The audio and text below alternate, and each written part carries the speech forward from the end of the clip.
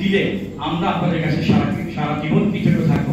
আমরা দোয়া করবো আপনাদের হসপিটালটা আরো ভালো চলে, আরো ভালোভাবে সম্প্রসারিত হয়। এই দোয়াটি আমরা করবো সবাই মিলে।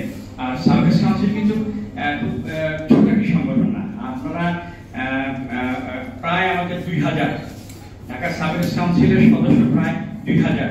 বাংলাদেশের এমন কোন চ্যানেল নেই, বাংলাদেশের এমন কোন পত্রিকা নেই, বাংলাদেশের এমন কোন সংবাদ সংস্থা নেই, বাংলাদেশের এমন কোন অনলাইন ইউটিউব চ্যানেল নেই যারা এই সংগঠনের ব্যাপার এবং নির্দলীয়, এটা কোনো দলীয় কোনো সংগঠন না। এখানে আপনার বিভিন্ন পেশার বিভিন্ন দলের লোকজন কিন্তু এই সংগঠনের সদস্য।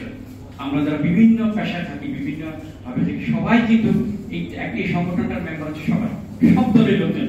আপনারা বুঝতেই পারছেন যে এরকম একটি সংগঠনের আজকে আপনারা যে কাজটি করেছেন ইসলামিক ফাউন্ডেশন, আমার বিশ্বাস এটা আপনারা এটা একটা সুফল, এই সংগঠনের পক্ষ থেকে আপনারা একটা সুফল পাবেন, এটা আমার বিশ্বাস।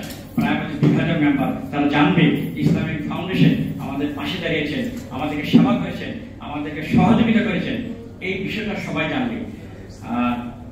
বিশেষ করে আমি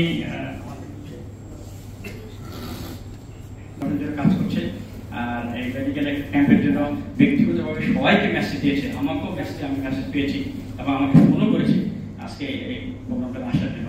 আমি সাহেব সহ ঢাকা সার্ভিস কাউন্সিলের বর্তমান কমিটির সবাইকে আন্তরিক অভিনন্দন। আর আমি ইসলামিক ফাউন্ডেশনের যারা কর্মকর্তা আপনারা এসেছেন, আপনাদেরকে আবারও ধন্যবাদ জানিয়ে আমি যারা বক্তব্য রাখবেন বিনীত অনুরোধ করছি যে 1 মিনিটের মধ্যে শেষ করলে আমাদের অনুষ্ঠান শুরু করতে খুবই সহায়ক হবে। এই পর্যায়ে আগে এই সংগঠন এই ধরনের প্রভাব করতে পারেনি।